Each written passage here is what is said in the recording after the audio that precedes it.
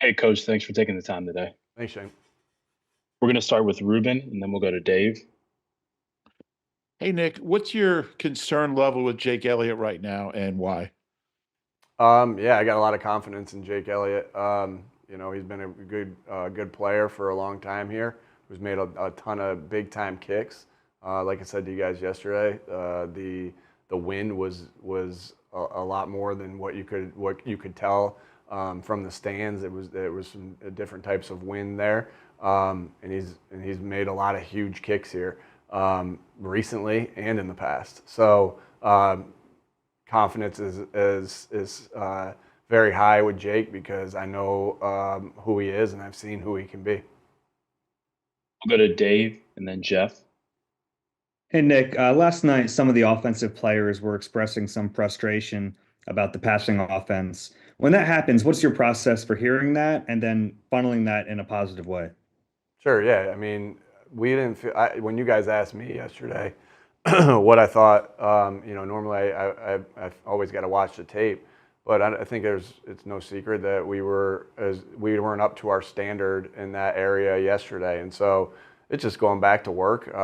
What I do know when guys, I love that guys care, and they care about the how they perform. They care about us meeting our standard, and that just leads into getting better. And so, you know, my only thought is on that is, hey, we're going to get to work today, which we already did, and watch the tape with them and make the corrections and be critical of ourselves as coaches and how we can put them in better situations, how we can do different stuff to help out, and everybody doing their part. And so it's just an opportunity for you to grow and to get better. And that's what anytime you step on the field is an opportunity for that.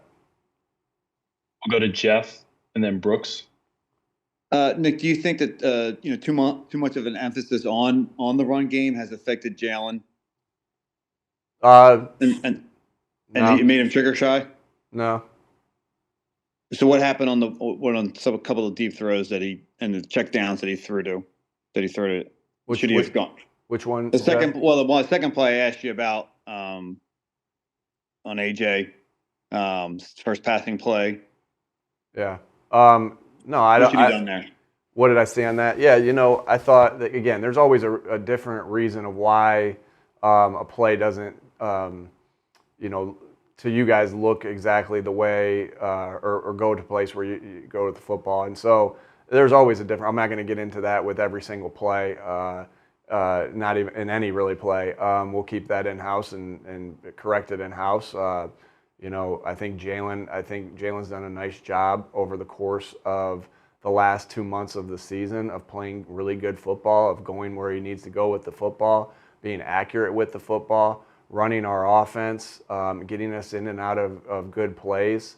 You don't, and so like, okay, and if we perceive this or that on a certain play, again, you just try to correct it and get better from it. But I don't think the offense in general, as far as our pass game, was to our standard yesterday.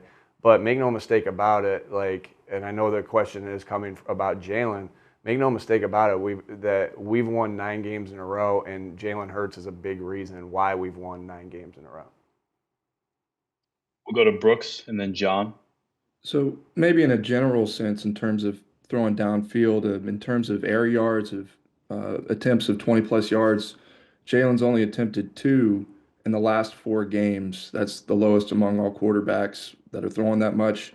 Obviously, he did more in the earlier bit of the season, was good at that coming out of the bye. I'm just wondering, with that trend, where do you think that comes from? Is that reluctance? Is that what you're seeing? How do you interpret that? Is that something you've talked to him about? Yeah, we don't get too much into air yards and stuff like that.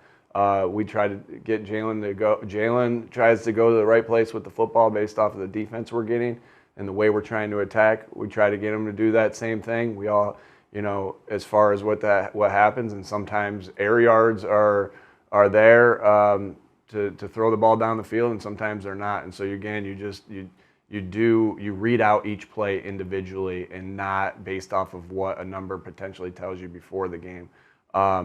You have to be in the moment of the game that you're playing at that particular moment and take what the defense gives you at that particular moment. And so I don't look too much into that. We'll go to John and then Elliot. Hey Nick, you kind of tell us all the time you're hyper focused week to week, and you guys have won 9 straight, clinched the postseason again. Is it difficult to sort of weigh both ends of the spectrum, that you're having success, but you want to prove here? Do you have to be disciplined and say, hey, we have to improve this aspect, whether it's the passing game or anything? Yeah, of course. I mean, when we found out we made the playoffs, that lasted a couple seconds, and then we said to ourselves, now it's back to the Steelers. No one's thinking about the playoffs. No one's thinking about anything, and all our attention should be on the Pittsburgh Steelers, and that's it, and how we get better for this week. And so that's our attention at all times. I think you guys know me, or have talked to me enough to know that that's the same thing I say every week of, hey, how do we get better this week, whether it's in the passing game, whether it's in tackling, whether it's in taking care of the football, whether it's in taking the football away. If we see a problem that we're having, or a game where we don't have something going the way we want it to go, we'll work like crazy to do that. Penalties, whatever it is. And that's our job, is just to get better each week. And not, like, again, if we can just keep getting better each week and just figure out how to play this game and go against the Pittsburgh Steelers and focus on getting better, like, the rest of it will take care of itself. We're not worried about any of that. We're just worried and focused on where we are today. And that's going to be the beginning stages of plan. First of all, it was, the review of the game. Now it's in the beginning stages of prepping for the Steelers. Nick, you said to the players after the game that you wanted them to enjoy the win. I'm just curious, because it did seem like there was a lot of frustration on the offensive side of the ball after that game. Are you worried at all about where the team's head is at, like, despite having an 11-2 record? No, not at all. I think this is a very mature team of very great leaders and mature guys that are hyper focused on how to get better. And are you going to have moments of being disappointed that you didn't reach your standard of how to play? Now, the win, it's always our standard to win, right? That's the main goal, and that's the main thing. As Jalen would say, that is the main thing. And so that's, when you do that, you have to be able to enjoy that. Like I said, I like the fact that guys, when we don't reach our standard of how we want to play and show everybody how we play each week, that they're disappointed in that. But you also have to remind them in those moments it's hard to win, and that you have to enjoy those moments, because I know this, Elliot, that when you lose, that will sit with you, and then you'll be you're sick about that. And so you have to balance that out from when you win to enjoy it. Because this journey, it's about enjoying the locker room after the game, because so much went in. There's so much that goes into each week. You empty the tank every single week to try to win a football game. And when you win, there should be joy in that, because you work so hard at it, and that other team emptied the tank too. And so you have two teams putting a week's worth of work in, and not a normal work week, a strenuous long one. And so you have to find some enjoyment, because when you lose at the end of that week and all the work that you put into it, that's a bad feeling. And so I'm not saying it equals out, because us as coaches and us as players, the losses do sit with you harder than the wins do. But you have to find a way to be, positive in those scenarios, because you do work so hard, and it's not always going to be pretty. You got to give the other team credit. We're in the NFL. This is a hard week in, week out. I mean, we saw it yesterday. There were teams that were supposed to win or weren't supposed to win that didn't, right? And so you're in the NFL, and anything can happen every single week. And to come out with a win in those, and to have it for the last 9 weeks is special. But the best thing about winning 9 in a row, it gives you an opportunity to win 10 in a row. We'll go to Tim and then Olivia. And Nick, one of the things that stood out in the locker room is some of those offensive players saying that in the passing game, you're not on the same page. Curious what examples you're seeing of that, and why that is the case this deep into the season. Yeah, I think everyone's got to be able to watch the tape after the game and and kind of look through that. Football is an imperfect game. You show me a perfect game by somebody. It's not like pitching in baseball where you can have a perfect game. It's an imperfect game. There's going to be mistake. Every play there's a mistake, and so that's the way the game goes sometimes. It's just never going to be perfect. So there are elements of every team. If you show me a game of whoever played yesterday, I'll point out a mistake on each play, and that's just the way. Like I said, that's just the way it goes. So. You're striving to make sure that you're playing as perfect as you possibly can and play as good as you possibly can. But, there are going to be errors. And so they're frustrating when they happen. And, of course, like we talk, I think what I say to the guys before every walkthrough, a period starts and walkthrough is like, work to be on the same page. Here we go, because that's where it starts, is everyone being on the same page so you can go out and execute. And so you're constantly trying to do that. And we always talk about that. And so you get frustrated when it's not. But like I said, this is an imperfect game. Sometimes, there are going to be times, whether it's week 14, week 1, week 17, week 20, whatever you want, whatever it is, there's going to be times that there's mistakes, and you just got to move. You just got to be able to play the next play, correct it, and be able to move on. We'll go to Olivia and then Bob. Hi, Nick. Early last week, you said that you want to win the double positive, winning the explosive play battle and winning the turnover battle. As it relates to the passing game yesterday, do you feel like the emphasis on winning the turnover battle came at the expense of attempting to generate explosive plays? And if so, how can you encourage a better balance? Yeah, well, we did, and by our standard, we did win the explosive play battle and the turnover battle yesterday. So the turnover or the explosive play battle does not just include passing yards, right? It's run yards, passing yards, special teams, everything's involved. And so I've explained this to you guys in the past that's there's a you don't want to turn the ball over, but you don't want to not push the ball down the field and be explosive in the pass game. So it's a hard balance. It's not easy as far as doing that. We've won the explosive play battle many times in these past 9 weeks, and we've shown that we can be explosive. Again, we're looking at a total, I think, as far as the way we calculate it. Explosive play differential going into last week, we were number 1, meaning we weren't giving up, with the amount that we gave up and the amount that we created. And so it's a both and. It's a true team stat, defensively, offensively, special teams wise. And so again, it's so important that you take care of the football. We're playing the Steelers this week, who are number 1 as of today in takeaways. So again, it's going to be very important that we protect the football. We don't give them short fields. But we are explosive, and that's a battle you fight as a player, as a coach, all the time, because both are important. It's not just one is important; they're both important. And for the past, last year was the year, but in 21, 22, and 24 right now, we've been high in that in both those categories, in the explosive play differential category and the turnover battle. 23, we weren't great in the turnover battle, and so we're doing a good job of that. But it is a battle. It is tough to balance both, but this game's not easy, and so everyone's got difficult jobs to do. We'll go to Bob and then Martin. Hey, Nick, when you watch the tape, when anyone watches the tape, it almost looks like AJ is open every time on slant plays, and he shows his frustration. Do you ever have to say to him, "Yeah, I see what you're doing, and I can understand your frustration, but this is what it is"? I mean, did you ever have that conversation with him? We talk about it we talk about everything. I'd like to think I'm really close with AJ, and he'd probably say the same thing. And so you talk about everything.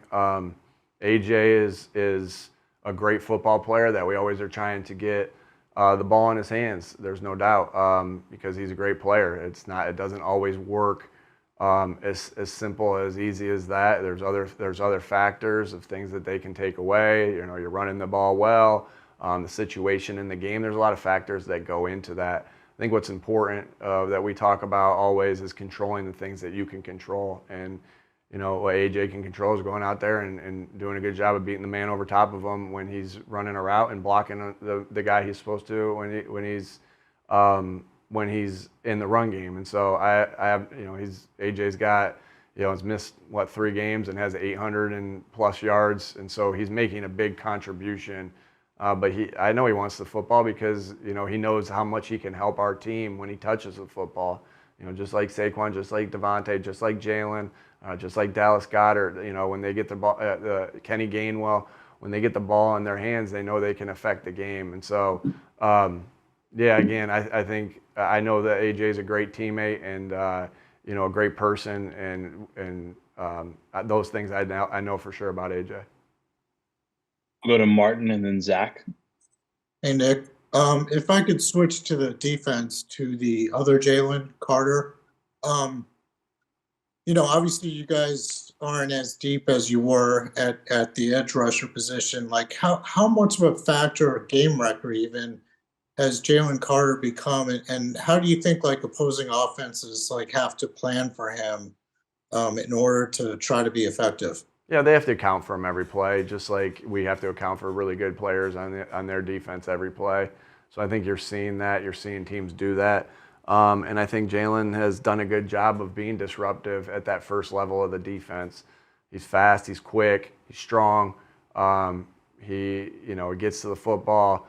And so he has been disruptive. He's playing good ball right now, and I know when you see that as an offensive coach, you got to do what you need to do to help to make sure you account for him every play. Go to Zach and then finish with Bo. Hey, good afternoon, Nick. Following up on the decision to punt, in your 4 years, that's the closest to the goal you've ever punted in the fourth quarter of a game.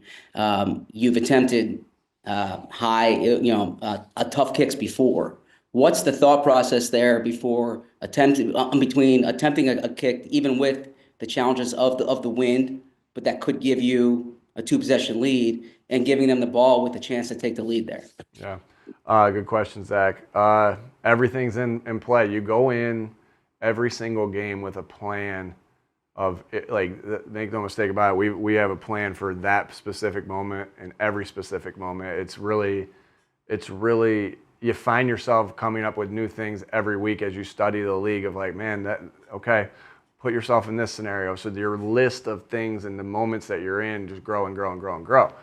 But you have to do that. You have to put yourself in that moment to make those decisions. With that being said, you have a guideline of what you go on, but then there's circumstances in the game that you must be able to not just follow the guidelines of what you've come up with and the work you've come up with, but also the feel of the game and how things are going. The wind, the way your defense is playing, the way their offense is playing, those are a couple things. So in that particular case, I felt like that was the best decision to make as to help our football team win. Lot of credit of, and I know they got out of the backed up area when they hit that pass on 3rd and 11, but man, how good of a play was that by Avonte Maddox and Braden, to get that ball into that area. And so those guys did a phenomenal job there, made me look right in that particular case. But you trust your players in that aspect to if you do decide to punt. And again, you trust them if you decide to kick. You trust them if you decide to go for it. You trust them in the scenario if you decide to punt it, that they're gonna go and do their job. And they did a really good job of that, and the defense held. So everything is accounted for, but you have to account for the unknowns too in those scenarios, like the wind, like the defense, like all those different things, and then. Like, I was really proud of the guys and proud to be associated with the guys, and the fact that we talked about playing with relentless effort for 60 minutes. And on the last play, we have the rush by Morrow and Jalen and Sweaty to flush Bryce Young out of the pocket, and then Slade, diving pass breakup that Slade has a knack for making in big time moments. Because Slade had another pass breakup where he was in the hip of the receiver on another 4th down. I think they were 3 for 5 on 4th down, and Slay had 2 big plays in those categories. I mean, I can't say enough about Slay either, of how good he played coming off that week where he wasn't in, and so it's good to have him back because he's such a good player and he's such a good leader and he's such a good captain. Would the decision have been different had Jake made earlier kicks? Everything's a little bit different, Zach. I have to be in the moment for the one that's going on at that particular case, or in that particular time, and all the factors come into play. We'll finish with Bo here. Hey Nick, on the RPOs when Jalen is pressured and he knows that there's an eligible man downfield. Last week against Baltimore, we saw him throw it away. You take the penalty. This week he took the sack. What's the coaching point on that? Yeah, I'll keep all our coaching points in house there. I don't think Zach or Bo, I'm sorry. I always want to answer your question. I feel like I've done this to you a couple times where I don't give you the answer. I apologize. Our job is to go through and make sure that we coached it the right way and that we're coaching it the right way and we coach it the right way moving forward. And, whatever the answer is to your question, which I'm not going to get into, I'm sorry. We just have the communication of everything that happens on the field of, hey, here's what we need to do in this area as coaches. Here's what we need to do as players, and, all in the attempts of getting better. Thank you. Thanks for the time, Coach.